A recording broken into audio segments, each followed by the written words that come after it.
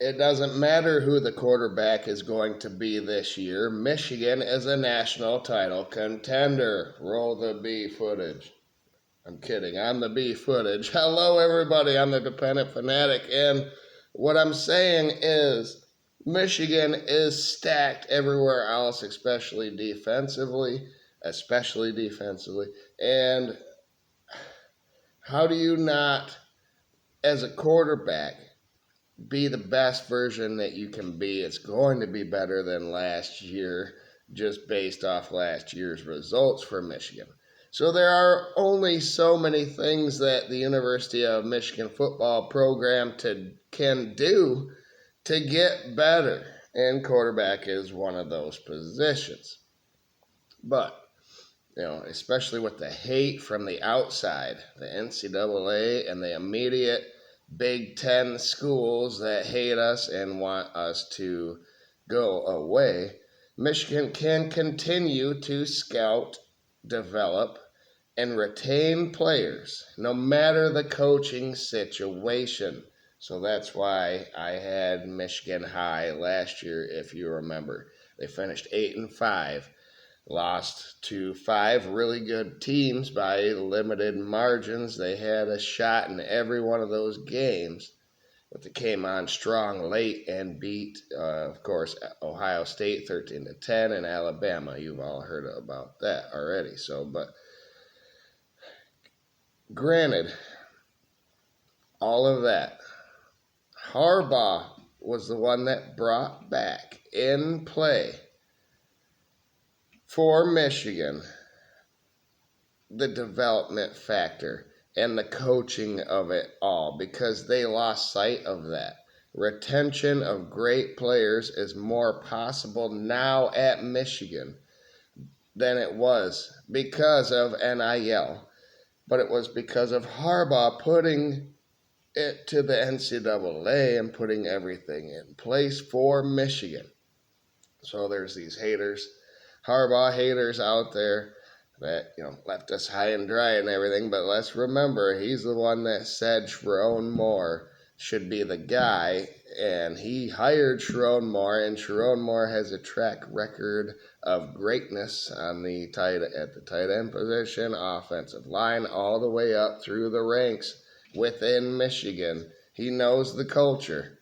So I think it's a perfect hire, and we got to remember that Harbaugh was the one that started it all, but also took it all away and then gave it all back under Sharon Moore. All right. People lost sight of that. I just had to say that.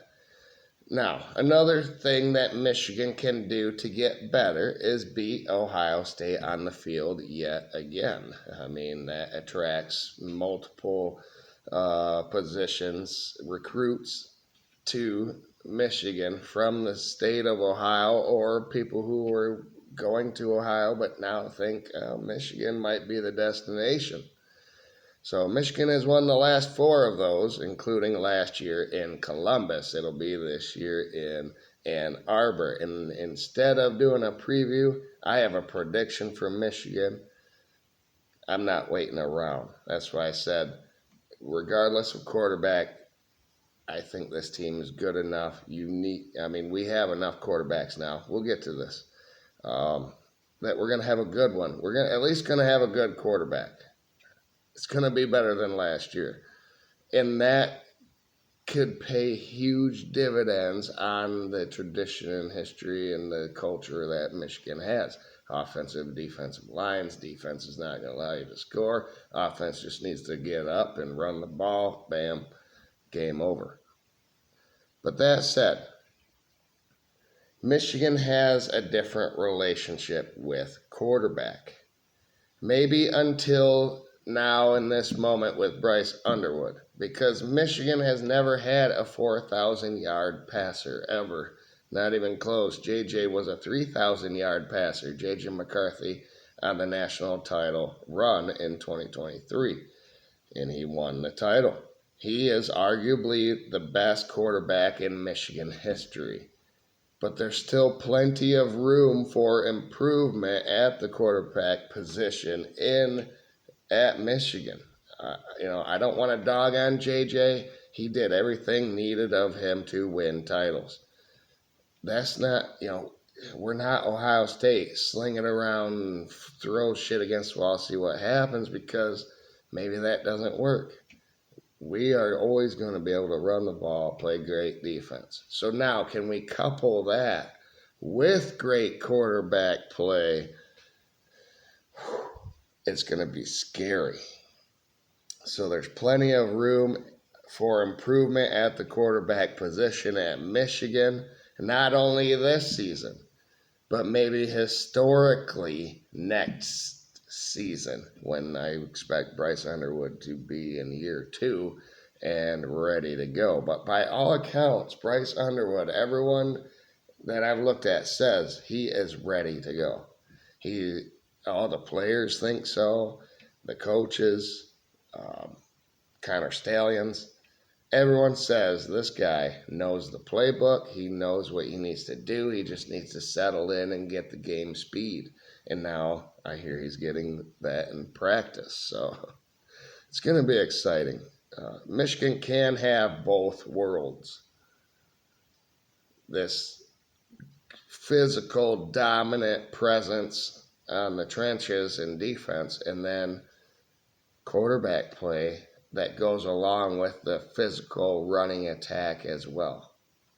They can have it. And I believe they can have it this year. And I think Michigan is a playoff contender. Playoff contender first.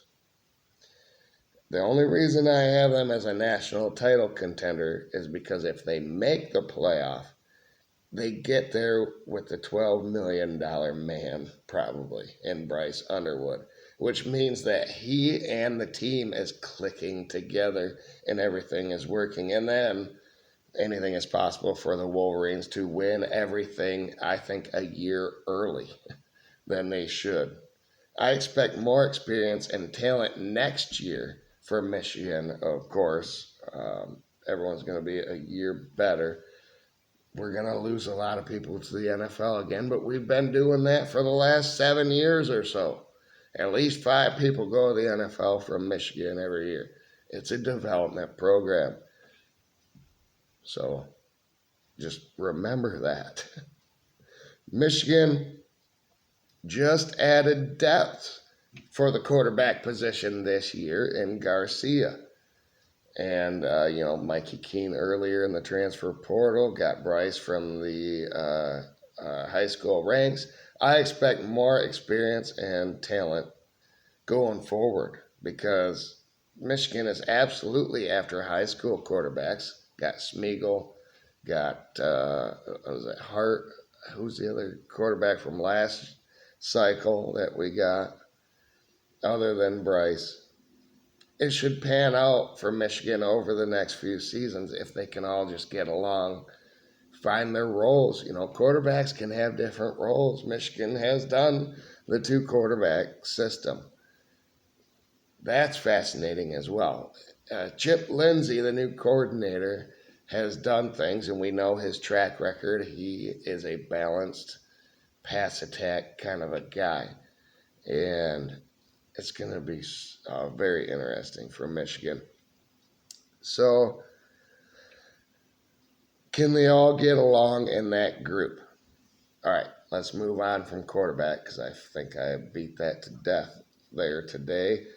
The main thing that Michigan will be elite in this year is defense, and everyone agrees with me on this as well. I've said it in previous videos months ago. We have a lot coming back. For Michigan, that is where a winning team starts throughout history and is the basis of the offensive philosophy throughout history for Michigan. Maybe until this year. As I said, Chip Lindsey and Sharon Moore are willing to entice the best high school quarterback in Bryce Underwood to come here, not to just be a game manager. He came here to sling the ball around and be more of a balanced offense. More on Bryce. Well, I say more on Bryce, but I think I already covered it. People think he doesn't have talent around him. You're mistaken. Michigan has some of the best talent coming back from the Big Ten last year. Wink Martindale finally learned college football defense as defensive coordinator before the Ohio State game last year. Really, it was a great defense all year, Um, but he didn't learn the intricacies, and you just got to keep everything in front on defense. In college, it's almost impossible in the pros because of the schemes and the things that they can do. But really, against every team, you just got to keep everything in front. And Wink, I'm going to say something that might be very controversial here. Michigan's defense was good enough to beat all of those teams they lost to, regardless of how shitty the offense was. They were just a little bit away. So I'm not taking anything away from Wink. He is in year 2. He beat Ohio State 13-10, only allowed 10 points to them, beat Alabama. So, and won 8 games single-handedly on that side of the ball, I believe. I believe they did. So that is the main thing, the defense. These people had no help from the offense last season.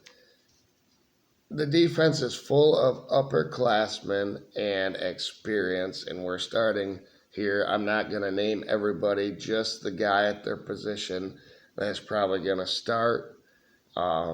At nose tackle and others, they don't have the stats to be on this list. I'm trying to be fair with the other previews, but there's depth. There's depth here on this defense at every position, except for maybe cornerback. Cornerback is a question, and strong safety. Will Rod Moore be the starter? Let's start with him. Why not? Rod Moore, a senior, 6 foot, 198 pounds. He had 38 tackles, 2 interceptions, and 3 pass breakups. A couple of those crucial interceptions and breakups were versus the utmost important games of the season in Ohio State and then in the playoffs in 2023 when Michigan won it all. Is he going to be back? Is he going to be healthy enough? Well, let's move now to the trenches where the defense starts. And Derek Moore is back. He's a senior. 6'3", 256 pounds, had 23 tackles, 4 sacks, and 2 pass breakups. So he gets his hands up at the line of scrimmage. Remember that all of these guys are filling in for 7. What did Michigan have last year? 7 draft picks. The 2 defensive tackles went in the top 13. So this defensive line had to sit behind guys. That's something that people forget. They've been waiting their turn. They think they might make their own story and be just as great. And you have TJ Guy at defensive end, a graduate. 6'4", 250 pounds. He had 32 tackles and 5.5 sacks last season. Rayshawn Benny at defensive tackle is going to be a graduate. 6'4", 296 pounds. He had, at defensive tackle, 29 tackles, 1.5 sacks, and 2 pass breakups. Behind them 2 legends that I aforementioned. At linebacker, 2 seniors coming back. Jay-Sean Barham is a senior, 6'3", 248 pounds, 66 tackles, 1 sack, and 2 pass breakups. And then Ernest Hausman. It's funny that, that game at Nebraska is scary for some people. I just keep thinking we stole their best player a couple years ago. It's Ernest Hausman. He's a senior now. He is 6'2", 6'2", 235 pounds at will linebacker, 89 tackles, 2 sacks, and 1 interception. Now, TJ Metcalf comes in from Arkansas at nickelback, a junior, 6'1", 200 pounds. But at Arkansas, he had 56 tackles, 3 interceptions, and 7 pass breakups. All these players have the heights, the speeds, the weights that Wink Martindale wanted to acquire, wants here in this defense. All right, cornerback, starters are awesome. You got Zeke Berry, a senior, 5'11", 196 pounds. He had 37 tackles, 2 interceptions, and 9 pass breakups last season. And then Jair Hill, a junior, now is 6'2", 185 pounds, had 35 tackles, 1 sack, 1 interception, and 8 pass breakups. Brandon Hillman's projected the free safety as of right now. He's got some stats. He's going to be a junior, 6 foot, 200 pounds. That's what he was last year. Heights and weights are still yet to be updated, I believe. Of course, they won't be until before the season. 21 tackles, 1 sack, and 2 pass breakups Brandon Hillman had. So, and that's not everybody. Like I said, the defense is loaded with upper-class experience. Michigan's offense has traditionally started up front with the trenches and with the offensive line. I think they're experienced enough. The starts aren't there, but all these guys have the size, the height, everything that is projected. And of course, none of the starters that I'm about to list are set in stone. Michigan has other offensive linemen on the roster. But here we go. At left tackle, Evan Link. Listen, people didn't like him the last couple of years. He's a junior now. He's 6'6", 328 pounds. He had 13 appearances and 11 starts last season. His only starts of his career, I believe. So give the guy a chance, all right? Left guard, Giovanni El Hadi is a senior now this season, 6'5", 310 pounds. He's appeared in 42 games during his career and had 16 starts. Greg Crippen is a senior, 6'4", 309 pounds, and I think everyone loved Greg Crippen. They were waiting for him to get his turn. He's had 27 appearances. He had 8 starts that were all last season. At right guard, Nathan Afobe, Jr., 6'3", 307 pounds. He had 6 appearances but no starts last season, so that's a guy that maybe you could have Andrew Babalola in there or somebody else. Maybe move people around. They have fall camp to still go. I think this offensive line is going to be really good. Right tackle, Andrew Sprague, was a diamond in the roughs, a sophomore. 6'8", 305 pounds. He had 4 appearances last year and had 1 start as a freshman. So that tells you that he is special. So behind all that offensive line, of course, Andrew Babalola could have something to say, and others. I think we're deep enough there. We have a good enough experience. Let's talk about Max Bredesen, the first guy behind the line, the H-back, the fullback. He's a senior. He's back. He does all the dirty work in some of this offense. He's 6'2", 240 pounds. He does have 3 catches for 24 yards, but it's his blocking that makes him great. Now, tight end, moving out. You got Marlon Klein, who's going to be a senior.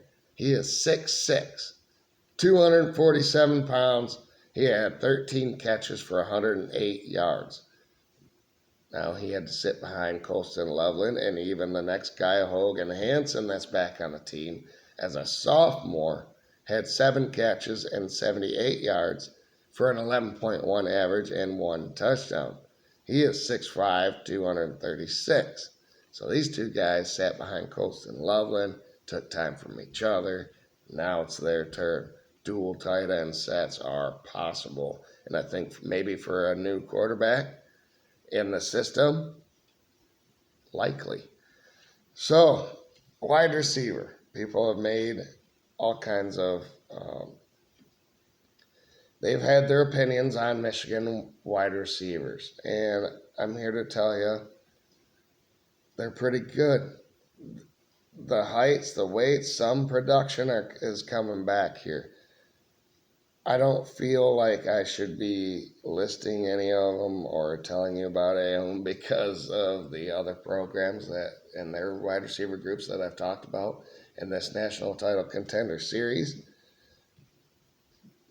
But it's a Michigan fanatic channel, and here we go. You got Donovan McCulley, man, a graduate, a transfer from Indiana.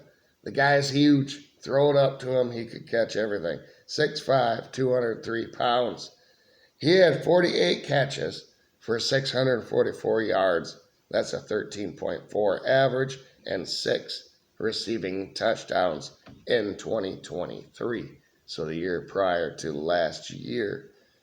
Then Indiana went a different way. McCulley may have been, I don't think he was injured ever. I think Indiana just went a different way. Now McCulley is here for us. Frederick Moore is a junior, 6'1", 181 pounds. He had 11 catches last season for 128 yards. That's an 11.6 average. He had a receiving touchdown as well. And he had 5 carries on the ground for 28 yards for a 5.6 average per rush. These guys just need opportunity, really, in my opinion. I think it all came down to how the quarterback sucked last year, even though everything else was in place. Now, Anthony Simpson is going to be a senior. He had 57 catches for 792 yards, 13.9 average. He had 3 touchdowns in 2023 for Massachusetts. Peyton O'Leary is a senior. He is 6'3", 203 pounds, and he has come up in some clutch moments throughout his career at Michigan. Had 10 catches last year for 102 yards and a touchdown. Then you got Shamaj Morgan still, and he's talking about how Chip Lindsey is going to use him in a better way, not just end arounds and screens. I mean, he is 5'10". He's a shorter guy, 174. He had 49 catches last year. Or no, this is over the last 2 seasons for Shamaj Morgan. 49 catches for 343 yards and 3 touchdowns. He wasn't used properly, he says, and Chip Lindsey says, and so, hey, we'll see. I don't know what the offense is going to look like, but they have weapons. They do. Justice Haynes, let's go to the running back room where they go 4 deep as well, is going to be a junior from Alabama, 5'11", 210 pounds, 79 carries for 448 yards last year, a 5.7 average. He also had 17 catches for 99 yards and 5.8 average. So is he going to beat out Jordan Marshall? I think it's a 1-2 punch. I'd say Thunder and Lightning, but they have the same heights and the same weights. Basically, all these players at running back are 5'11" listed and 190 pounds to 210 pounds. So apparently Michigan has a very specific structure that they want their quarterback or their running back to be. And who would that be? Alfred, right? The running back coach from Ohio State. I don't know. But Jordan Marshall, man, he's going to be a stud. He's 5'10", 210 pounds. As a freshman, he had 31 carries for 120 yards. That's only a 3.9 average. But 23 of those carries were versus Alabama in the bowl game, and that was for 100 yards. That's a 4.3 average. And because he kept moving the chains, it kept Michigan's elite defense off the field, and it was enough without a quarterback. I think Davis Warren even got hurt, and without a quarterback, Michigan still won. Micah Kapana, listen, a sophomore, he's great, but maybe he's getting passed up by some of these transfers and other guys that are great, but I don't think he has any hard feelings. He is going to get some playing time in this offense, I believe. 5'11", 190. He had no stats as a freshman last season. Bryson Kuzdal is going to be a junior this season. 5'11", 198. He's the spring game hero, remember. He had almost 100 yards, or maybe he did have 100 yards in that spring game. Ran hard, broke tackles versus Michigan's team. So who knows, man? There are so many possibilities for this offense. And let's just go through it now. Like I said, here's prediction time. The win total for Michigan was 8.5 early in the season when they first came out. I bet the over immediately. I think they're going 11-1. And I've gone through it all a couple of times. The one game that concerns me is at Oklahoma early, of course, and that will tell us whether Bryce is, whether he's the starter or not, first of all, and whether he can get by a Brent Venables defense without making too many mistakes, because we don't need him to do much in that game. I really don't think we need him to do much. Just don't turn it over. Throw it away when it's not there. Scramble outside the pocket a couple of times. That's really all we need. Hit the long ball when it's wide open, because I think it will be this upcoming season with Chip Lindsey's offense. All right. So, New Mexico, week 1, that's a win. I think Venables and company, Mateer, right, at quarterback for them. Both teams seem to be really good on their roster. Comes down to quarterback play, maybe. I like my youngster and Bryce Underwood at Michigan. So, there you go. Central Michigan's a win at Nebraska, as I said. I think that is a win. Then the first bye. Wisconsin at home after a bye. That is a win. But we might be riding high and a little too cocky. This is where I have Michigan's first loss of the season. It's at USC and Lincoln Riley's program. I think their defense could be much better. Listen, they almost beat us last year in Ann Arbor. It took Mullings' barreling run down into the red zone and then eventually getting in for Michigan to win that game. This time it's at their house. I think their quarterback position is going to be better. They have all kinds of talent offensively. They're going to score points. Can Michigan score points versus USC's revamped defense? We shall see. I don't think so. I think that's Michigan's only loss, but it doesn't affect their Big Ten title opportunities, and it doesn't affect their playoff run or national title run at this point, because Michigan's going to come home and finish with 6 straight games as wins. Washington is at home this season. Jed Fish comes back to Michigan and gets his L at Michigan State, who went 5-7 last year, still looking to search for a bowl game under their new regime. I think that's a win for Michigan. And then Purdue went 1-11 last year. They're at home. That's a win. Then Michigan gets their second bye before 3 games to end the season. 2 straight road games here, both 4-8 last year. They are at Northwestern, and then they are at Maryland. Them are wins, especially, like I said, if Price or whoever the quarterback is, Garcia, Mikey Keene, whoever it is at this point, if they're clicking, these are wins. And then you got Ohio State at home. And like Uncle Lou said and others, there's no reason to pick Ohio State in the game until they can prove that they can win the game. So there you go. I think 5 straight for Michigan there.